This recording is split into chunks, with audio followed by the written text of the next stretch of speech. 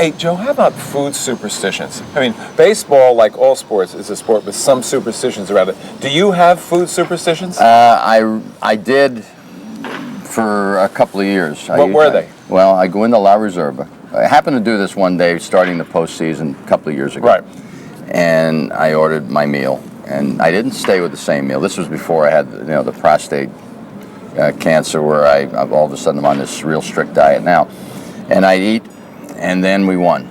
And then the next day I said, let's try it again. We come back, we eat, and we win. And then we go on the road, come back home, and we're still in good shape. We eat and we win, and all of a sudden he's not open for lunch on Saturdays. And I said, Carlo, what can you do about this?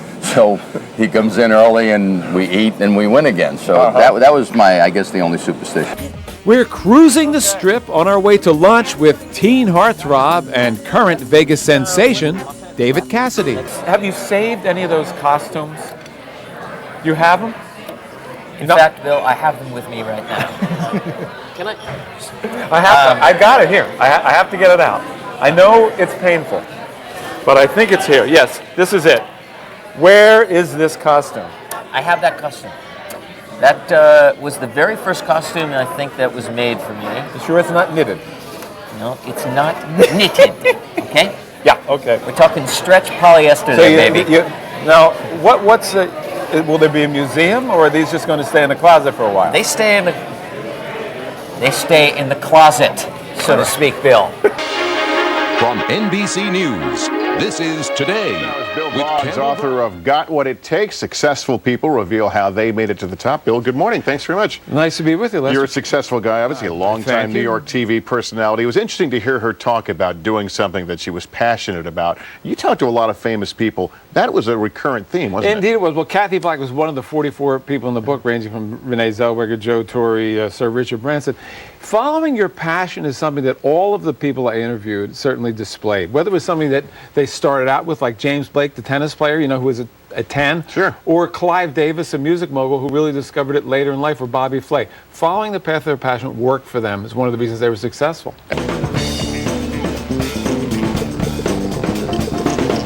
And our senior producer, Susanna Hegner, joins us from the control room with a look at which other stories are making news. Hello, Susanna. Hi. Get right to it.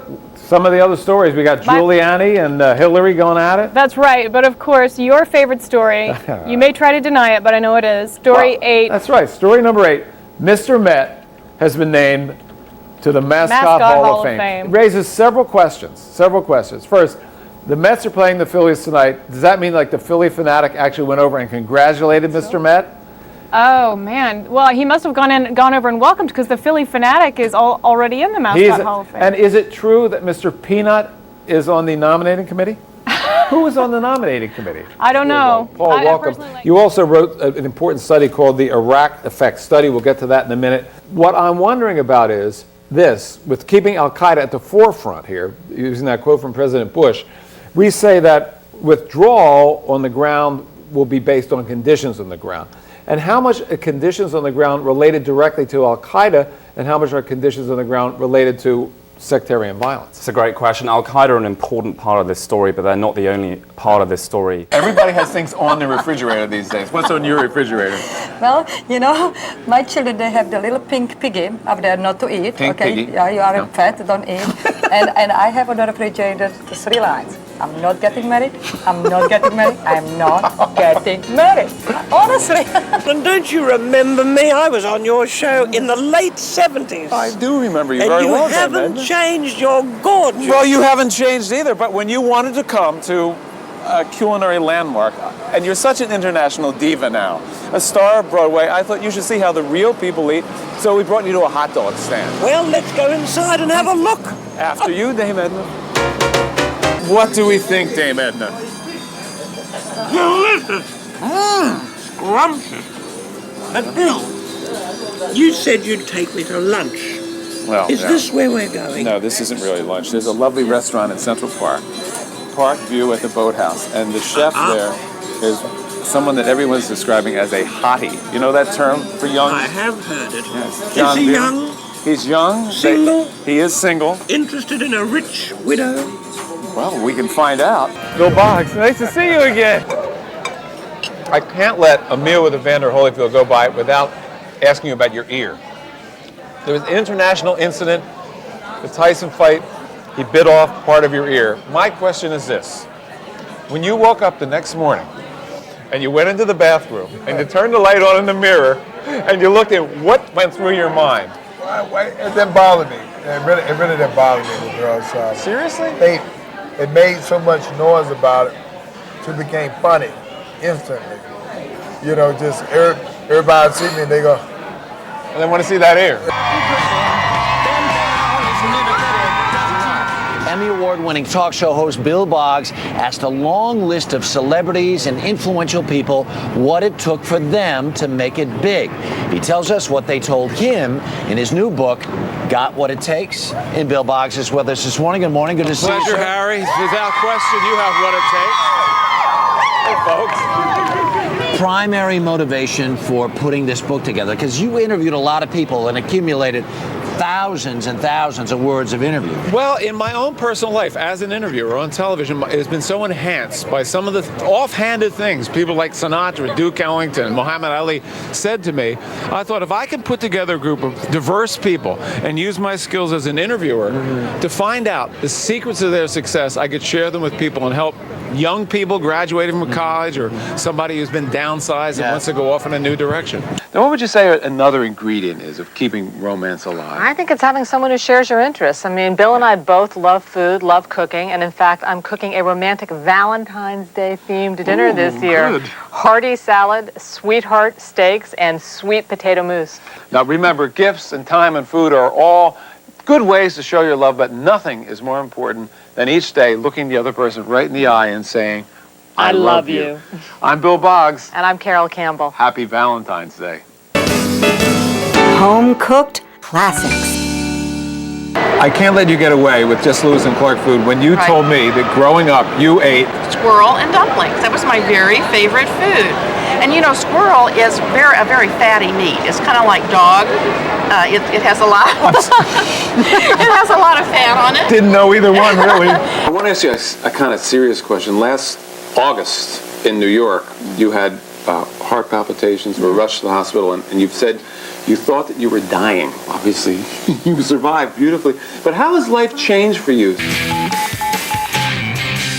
It's four-time Emmy Award-winning TV host and author of Got What It Takes, Bill Boggs. Bill, thanks for being here. I don't know how I missed interviewing you, Allison. I'm sorry about that. Yes, Next time what's around. the big idea? Yeah. Well, you have some great stuff in your new book. Is there some sort of common thread that all successful people share? Well, if I had to reduce it, you know, like 2,000 pages of transcripts, I would say hard work for sure. There was no sense of entitlement.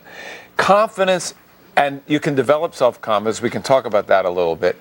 Following the path of your passion and taking a risk. Don't be afraid to take risks. Backstage at the Academy Awards, 30 seconds before you're going to come walking out, the camera's going to be on you. 50 million people all over the world looking at you live. What's it feel like back there for you? Tonight, we've got table talk about fame. I'm a guy who started very late in my life to get this kind of attention. Fortune. The first dime I ever had, I hired a cook. And food. A lot of food. Well, you're a lot of man. 4 Hollywood heavyweights. 4 actors who've stood the test of time. First, Debbie Reynolds recalls her tumultuous life. I mean, you literally have seen it all and been through it all. I certainly have. And Danny Aiello explains the perks of being a star. So you know the menu here. I know it well, and it's helpful not having to pay for it, too. Then Brian Dennehy takes us on a tour of Broadway and shares some food philosophies. Inside every fat man is another fat man saying, how the hell with it? And finally, acting legend Robert Duvall takes us to the country for a meal just like Mama used to make. This is your mother's recipe? Right, exactly. And Francis Ford Coppola wanted it? Yeah, I wouldn't give it to him. What is the most outrageous white lie you have ever told? Jenny, you've been arrested 4 times. It's a scallop. Oh, there he goes with the bacon again. Bob Costas takes us to the restaurant of his choice, but don't expect filet mignon and foie gras. We want a brat with sauerkraut and plenty of secret stadium sauce. The Wall Street Journal Report. Now, Maria Bartiromo. Emmy Award-winning talk show host Bill Boggs joins me now in the studio. Bill, great to see you. It's a pleasure to be here. Congratulations on the book. Thank you. First off, I would say, in the interest of full disclosure, you interviewed me for the book. You're one of the 44 people in the book, and why not? I love talking to you about the book. So tell me, you've interviewed so many people in this book. Did you come out with one sort of magic bullet? What is it that helps a person get to the top? Well, I would say one of the things, and one of the things the book can also teach people, is that attitude is a matter of choice. But one of the things I saw is that people had a sense of self-belief that enabled them to prevail, whether times for them were good or bad. So one of the things you can get out of reading the book is understanding that your attitude is your choice as you go forward. Freeze frame. There are more earthquakes here than any other place in North America. About 11,000 a year, although it's much safer than it sounds. And it's a perfect starting off point for my photographic adventures in Southern California. Hi, I'm Bill Boggs. Welcome to Freeze Frame, San Diego. Are you ready, Helen? I'm ready. Low gear? We're out of here.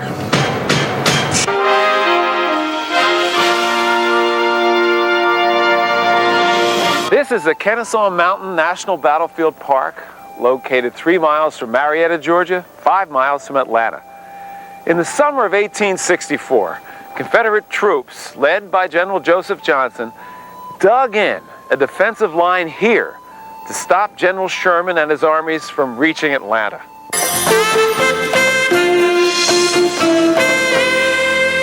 Now, of course, we're not taking just any train to Paris. This is the fabled Orient Express of myth and history and poetry, where we're going to get extraordinary food from the moment we step onto this 80-year-old car.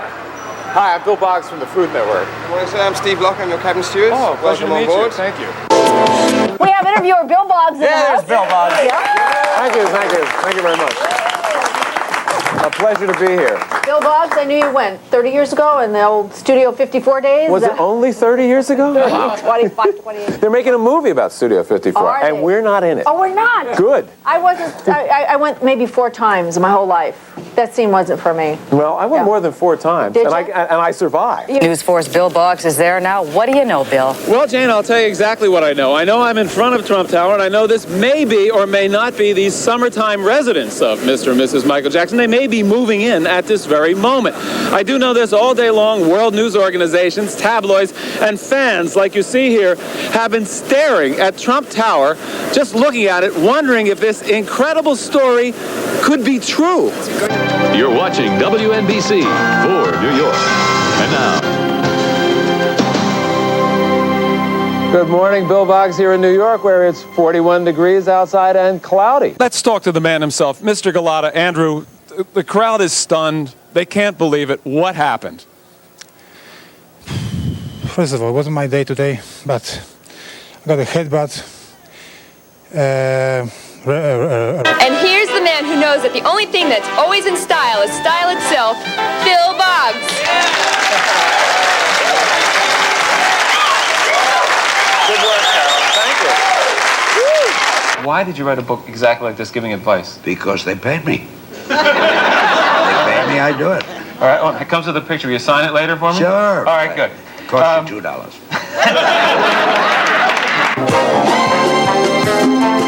I've seen a lot of your concerts. Where did the idea for the capes come from? I love that, where they put those capes. But whoever thought that up? I got an idea. Let's put capes on them at the end of the show. Where does that come from? How did you meet Frank Sinatra, and what was there about the young Sammy Davis Jr. that appealed to Frank? What were the circumstances when you first met Frank Sinatra? I met Frank about 2 weeks before he left Tommy Dorsey's band. We replaced Tip Tap and Toe. And there he is, sitting ringside, watching his daughter. One of the most famous men in the world, the greatest, Muhammad Ali. What could be going through his mind? He's climbed through those ropes so many times since he first started boxing as a child, motivated by anger over a stolen bicycle. He was sensational as an amateur, an Olympic gold medalist, a 3-time heavyweight champion of the world, and now, so many years later, incredibly, because of the emergence of women's boxing, something even he might never have imagined. His daughter, Layla, the 8th of his 9 children, carrying his fighting spirit into a new century. Muhammad Ali. the greatest. If you had known that Ben Stiller was going to turn out to be such a big superstar, would you have been a better father? What do you like in a limo, Joan? I like the whole thing. I like sitting in here. I like being able to look out and I can't look in. Yeah, that's I right. think that's great because you can really stare at people and see what they're wearing the whole thing. I love that. See, I thought you'd want a black limo. I would have preferred a black limo. It's a little wedding-like. It's a little wedding-like. It's a little pimp-like. But doesn't touch, but it's still great that someone picks you up in a limo. You never say no to any limo. The latest one I just got, dedicated to my children. There you go. Daddy. There you go. Isn't that nice? Mighty nice. Does it hurt? I never had a tattoo, and nor do I plan to get You're going bungee jumping, you're getting a tat, you're going to do it all, Boggs. This man's going to change my life. I mean, I think it's going to happen pretty simply, just like We're going that. to change the entire nature of your show. Hey, speaking of changing, do you think, I want a really quick answer on this, do you think your brother Alec Baldwin will ever run for political office? No theories, yes or no? What do you think?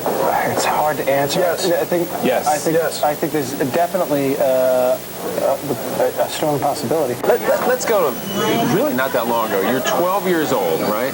You're living here in this vicinity. You got a house with no telephone and no television. The average 12-year-old loves to be on the phone, loves to be watching television. And at that stage of your life, you focused on the guitar. And had no choice. Yeah, and you said maybe if you had a TV or a telephone, you wouldn't have done that. I would have been much more in the world.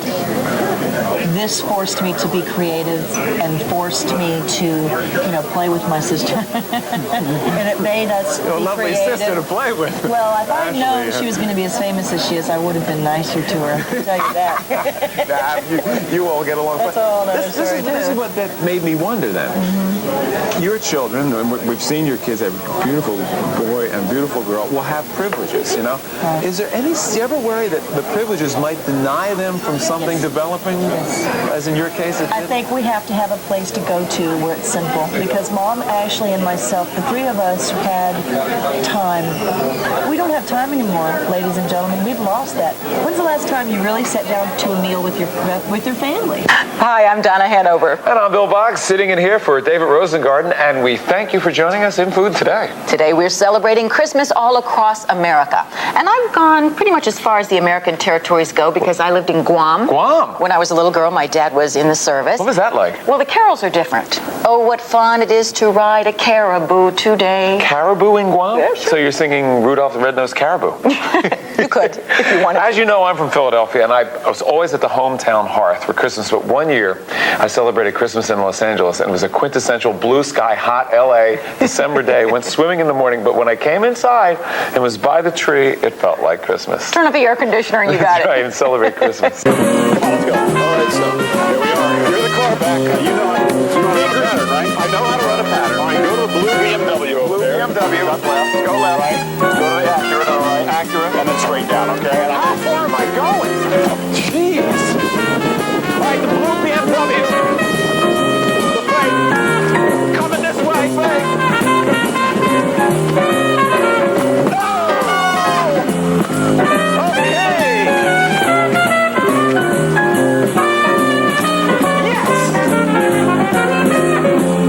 How do you want to be remembered as the man who has given us all this great theater, all these incredible characters, all these insights into ourselves? How do you want people to look back and remember Tennessee Williams? I haven't given that much thought. I hope they'll remember me favorably for some things. I don't know how long literature or theater or any of the arts are going to endure, because I think we're heading into, and I hope avoidably, but one isn't sure avoidably, I think we're heading into another nuclear holocaust, because the nuclear, what do you call them, radioactors are being traded now to the smaller countries. And I heard some good political savant saying last night that probably the first nuclear blast would come from the smaller countries. Well, I have a proposal, if that is the case. I think we get everything that this man has ever written, put it on microfilm, and bury it, because it must endure. I thank you very much, Tennessee Williams. I read that you were in analysis, I don't know if this is correct or not, for 8 years, 5 days a week in Freudian analysis? You either must really know yourself or you got robbed. Which was it? I don't know. Did it work? Well, I mean, that's a tremendous amount of time and Freudian analysis. I know. You must have dry cleaned your mother and father during that period of time. Well, I sorted out a few problems. Well, you seem very happy and healthy to me. I feel good. I feel happy. So, but you actually did reach a point when you said to the psychiatrist, "That's it, I'm finished. Give me a diploma." No, it was a mutual thing. I never got a diploma. I'm still waiting for that. But no, there was a point where we both sort of said, you know, I began to feel that I was taking up time and somebody else's time, and that I had worked out most of the conflicts or problems or whatever that had been bothering me. And to my shock and horror, he agreed that I was pretty well ready to stop going. And then we sort of set a time, 3 months, and then you were all right. Stopped, yeah. But 8 years, 5 days a week. I mean, did that get in the way of your career at times? I mean, I can see you hopping out of bed in a film scene with somebody and dashing into the car and zooming off to one time it was really funny because I was doing a movie in which I had to play an old lady. So it took about... Which film was that? Penelope. Oh, Penelope, right, yeah. And so it took about 3 hours to put this old lady makeup on. You know, they put this rubber stuff on, and then they take a hairdryer and blow it on there to make your face wrinkle, and then they put these rubber appliances all around. Wasn't that scary to see yourself old like that? It was terrifying. You know, it really was awful.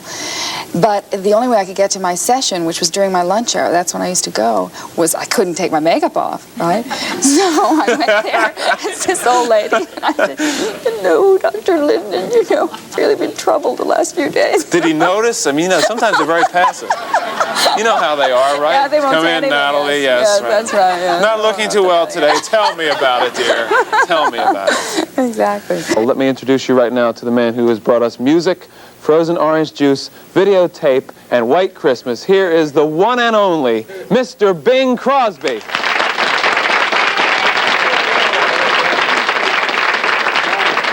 Good morning. Very nice to be here with you in this fine program you have, Bill. Thank you. Thank you. I wished I had deserved all those encomiums you laid upon me. But deserving or not, I accept them, and I'm grateful. You definitely deserve them. You know, I want to tell you something. Standing next to Bing Crosby, that voice, it's just like syrup going all over me. Oh, come on and have a seat. I noticed that you have a tattoo on your right forearm.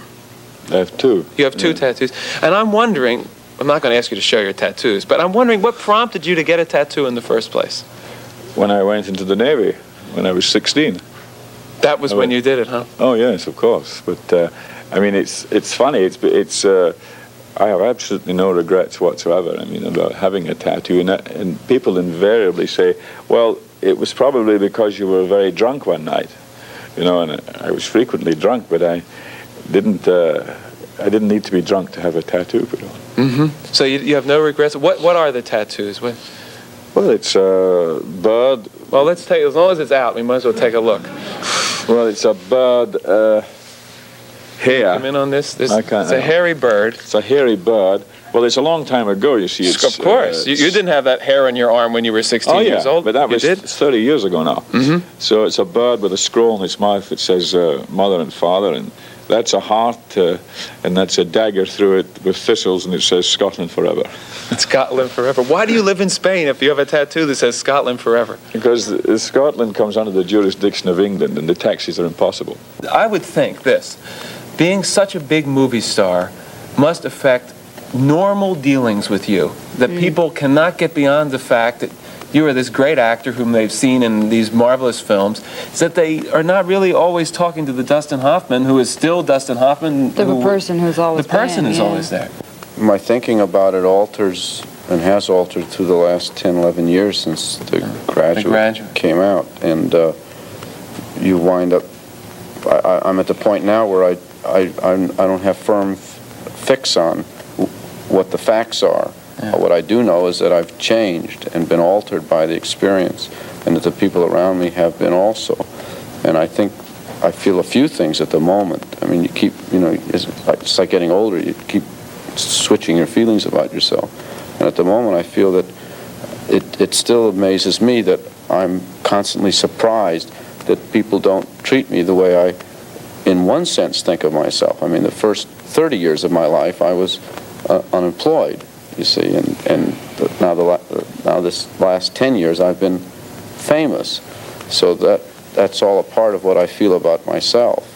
In one aspect, one side of it, I don't feel differently about myself than I ever did. And on the other hand, I know that I have been altered by this experience and think very complicated things about myself. And I think that all of us tend to want to be special and to be the center of the universe.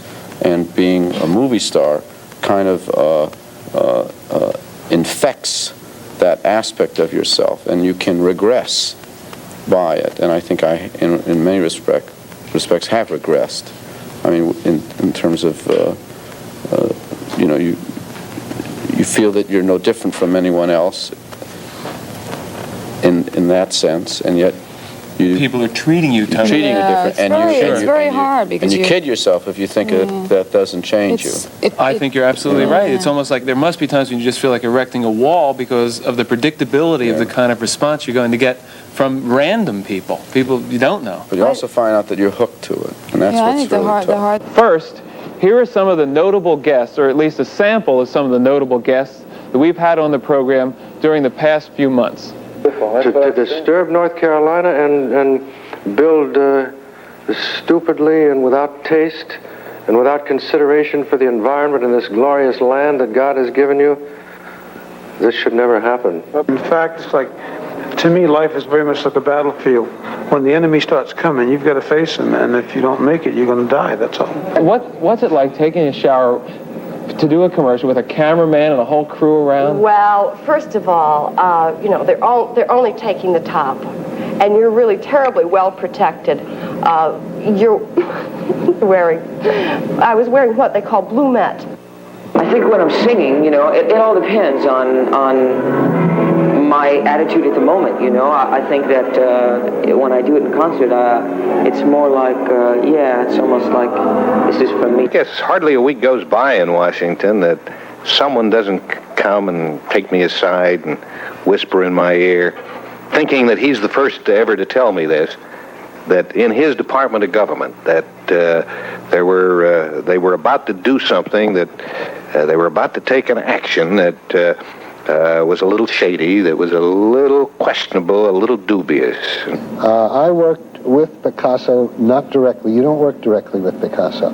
I was in France earlier this year on 2 trips to try to get Picasso's agents and Picasso.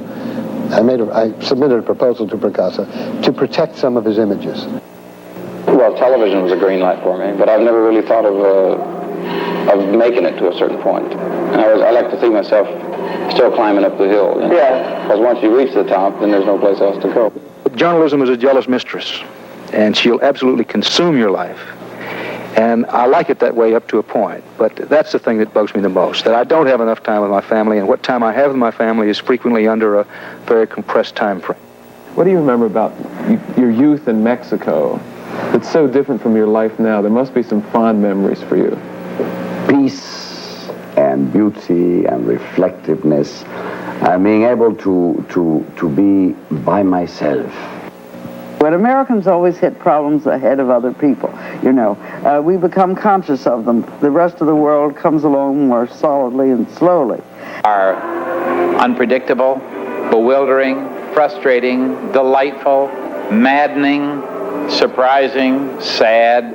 People are all different, and every human being in the world is unique. This is such a rich and varied country that it's hard for anybody to get his finger on the pulse. I'm not much for making a 4 or 5 year tour of the country and coming back and saying that you understand.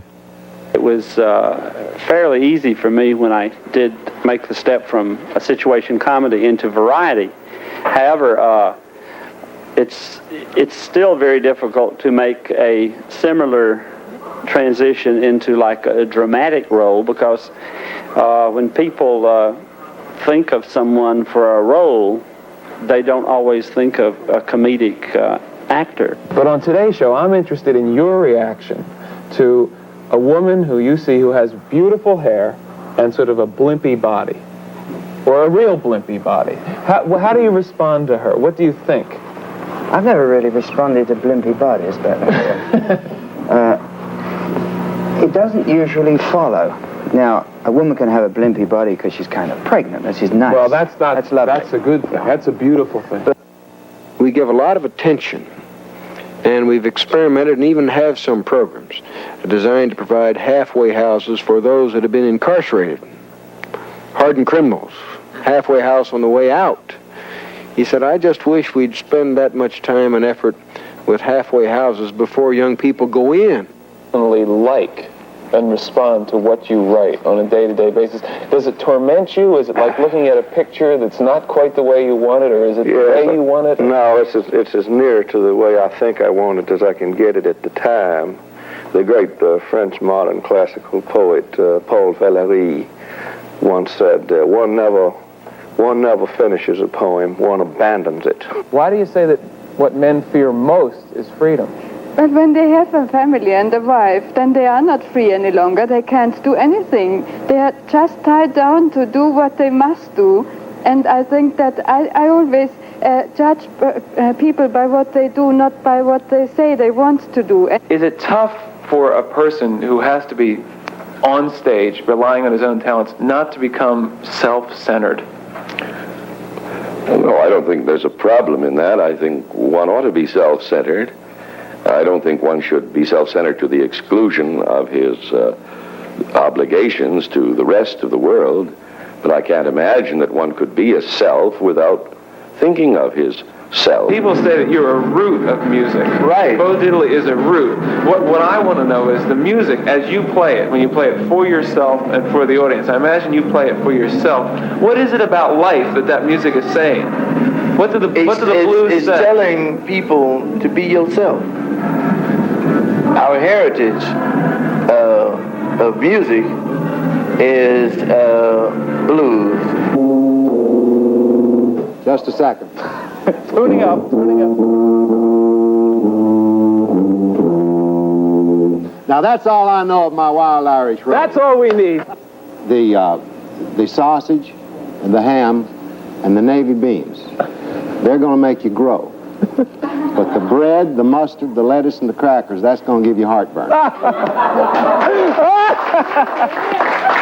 enjoy being with people, and I enjoy seeing people enjoy the game of golf. I think maybe that has something to do with it. Participating with them, being a part of them. Stepped in the hole. I went flying, and two men came to get me, and one man stepped on my hand. Oh, I wouldn't.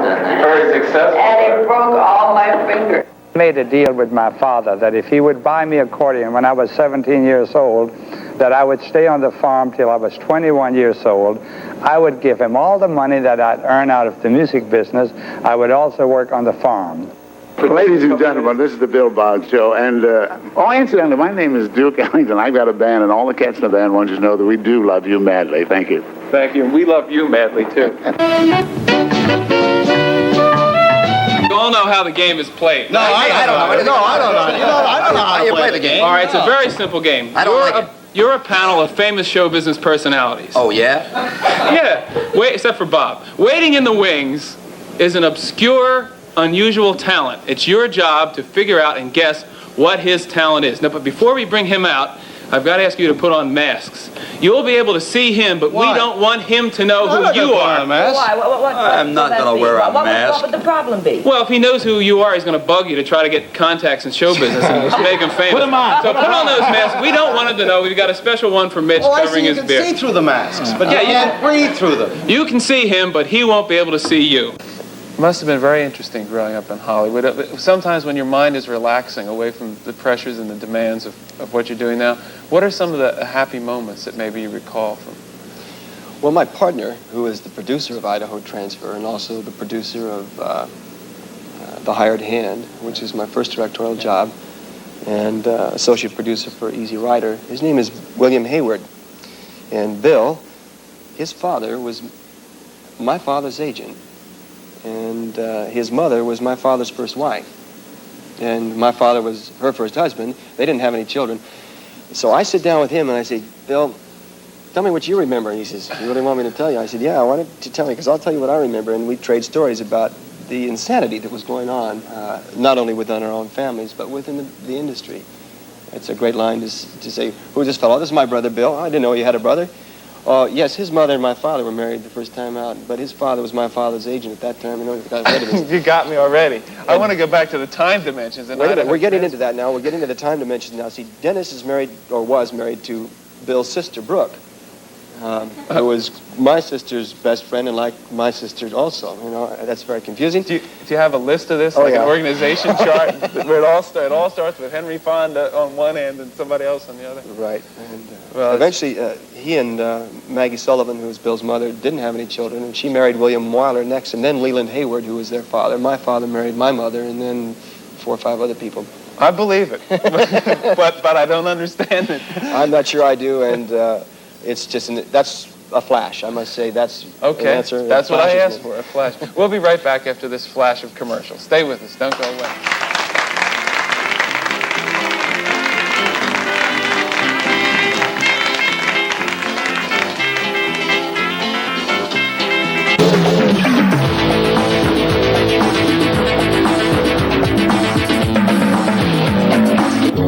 She's one of the new generation of stars who've come to favor this power retreat. Well, Deborah, in the classic tradition of too much of a good thing can be wonderful, we have 7 courses to sample today. I A little love tasting it. menu. I love it. So, I haven't eaten for about 3 weeks in anticipation of this. Well, then we've got something to eat. Let's go. Fabulous. Including antelope. In spite of FCC objections, I have asked Howard Stern to tell you about our next comedy tonight. Tell them about the show, Howard. Thank you, Bill. Hey, listen, if I was an executive in charge of the show, I'd make me the host instead of Bill. Listen, Dennis Blair, Stephen Leo, Jack Cohn, Mike Egan, and Bill Boggs on Comedy Tonight. All right, that was a mediocre job. Watch the show. There'll be more surprises on Comedy Tonight. Fair. Well, thank you, Stephen Leo. We're very happy right now to have with us New York's hottest unemployed radio personality. Here's the story, folks out there in America. Less than a month ago, this man had one of the most highly rated radio shows in New York City. Thoughtfully irreverent, honest and acerbic, it was only right that he got fired. Please welcome the man who thinks that making a great big stink is the spice of life, Howard Stern.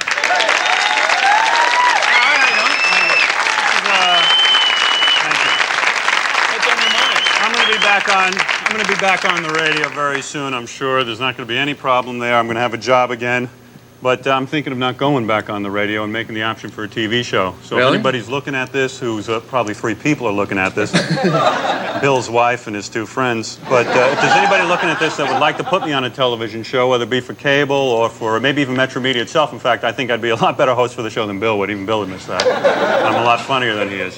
What are you doing hosting this show? I mean, seriously, Bill doesn't even do anything funny. Anyway, I don't do this. Now here's your host, Bill Boggs. Okay, thanks. Here's a comic who wanted to be a farmer until he found out he couldn't grow donuts by planting Cheerios. John Mulrooney.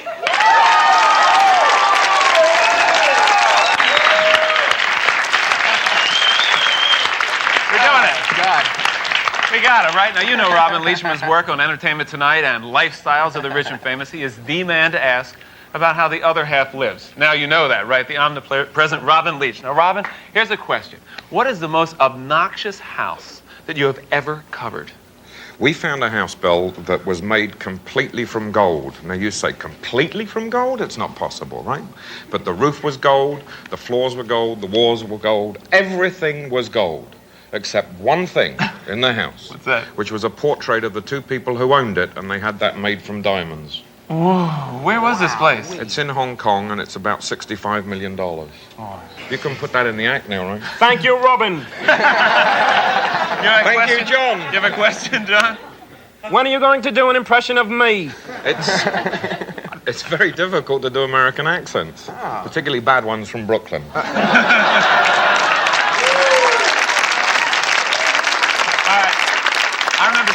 remember seeing one of your shows about rich Japanese eating snake urine soup. Is that It's true. What is don't that take stuff? the out of me. $4,000 a bowl. Do you get to keep the spoons and stuff after? There's nothing left. There's nothing left. All right, how do they do this? What they do is that they put snakes in a jar, and then they pour sake into the snake jar, and then they let the snake drink the sake, and then they let it stew in its own urine, keep on adding sake for 2 years. And then they eat it as a delicacy, and it costs $4,000 a bowl. Oh, wow. And it's supposed to be sexually potent. Did you have any? Where's the lady in the back? We'll get to that later. Robin, you're great. I wish you continued good success on all the things you're doing. Right now, we have a very important moment in our program. An actor who is a president or a president who is an actor, we're not sure. But ladies and gentlemen, the president.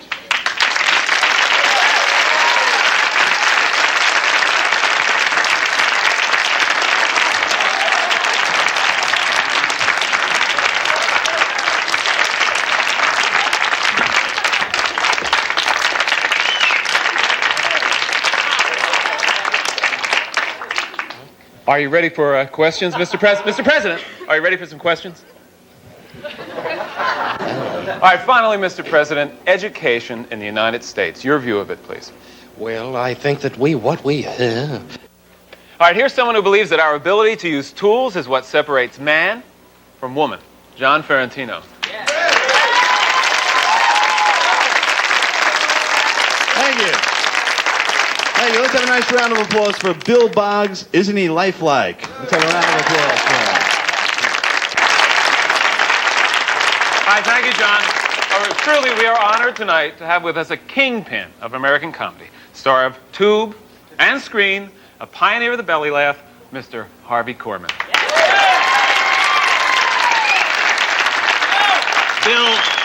It's Bill Boggs Comedy Tonight. That's it. I blew that in the opening. I wish we could do that again. Don't even worry about it. I know it's kind of No, don't worry about it. You know, I hate to blow it like the that. whole cast of the show Bill loves Boggs. you, and they Yeah. love Carol Burnett. Comedy We have a Tonight. lot of questions we'd like to ask. Yeah, well, keep them to yourself. Oh, come on. Let's ask a couple, Sure, okay? all right. Hey.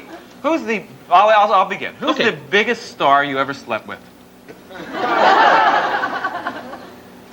Tim Conway.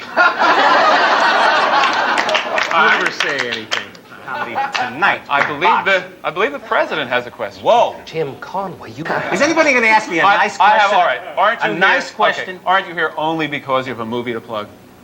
I mean, isn't that the reason you're on the show? No, I really wanted to meet you. I'd heard so much about you. Really, you're not. No, I really did. Everybody on the coast talks about Bill Boggs. Yeah, long shot. Tell us about the movie. Long shot is a You're picture I did with Tim Conway. All right, I want to thank all our guests. Robin Leach, thank you. Have a good time? Absolutely. Yeah, we had a good time having you. John Mulrooney. Ecstatic, William. Harvey Korman. Terrific having you. Not ecstatic, but it was. Jim Morris is Mr. President back there. Hello and God bless you. John Ferrantino. Hey. And of course our announcer Mark McEwen. Mark, you wondering anything? I have to ask you, were great in Blazing Saddles. Going to do any more work with Mel Brooks or Richard? Yeah, Pryor? as a matter of fact, I think I'm going to do a picture with him. His next one called Solar Babies. All right, we'll be looking for it. You know what? I think actually a curious thing to wonder for a second. What, as Jim Morris, doing President Reagan, how does that affect your social life? Well, I wouldn't recommend trying it at home. I was in the, it gets embarrassing. I was in the middle of making love the other night, and all of a sudden, in the middle of everything, Come on, make an old man happy, please. Corman, Harvey, you're married, right? Well, I'm not fanatic about it, but yes, as a matter of fact, I'm married to a beautiful wife, Debbie, and I have 2 kids, 9 months, and they're going to be 3 years. Is Corman your real name, or is that the show business name, Harvey Korman? No, my real name is Ben Gazzara. The beard, I see. So when I wanted to join the union, there was another Ben Gazzara, so I had to take Harvey. What do you think of Mulrooney? I think he's terrific. I like you very much. I think you're very talented. Robin, how come you haven't done Harvey's house? Well, do you mind if I ask Harvey a question? Just go right ahead, Robin, yes. Harvey, exactly how much money do you have left over? I'm comfortable, Robin. It's so polite. Yes. Thank you for tuning in to Comedy Tonight, ladies and gentlemen. Wait, can I hear that from you, please? Same thing. Which camera? Thank you for tuning in to Comedy Tonight. Now see if you I can think do he it. does it better. John, you're is that? Who is that there? Is that Bill Boggs? That's Ron Perlman. Oh, you mean? What, yeah, is that Bill Boggs?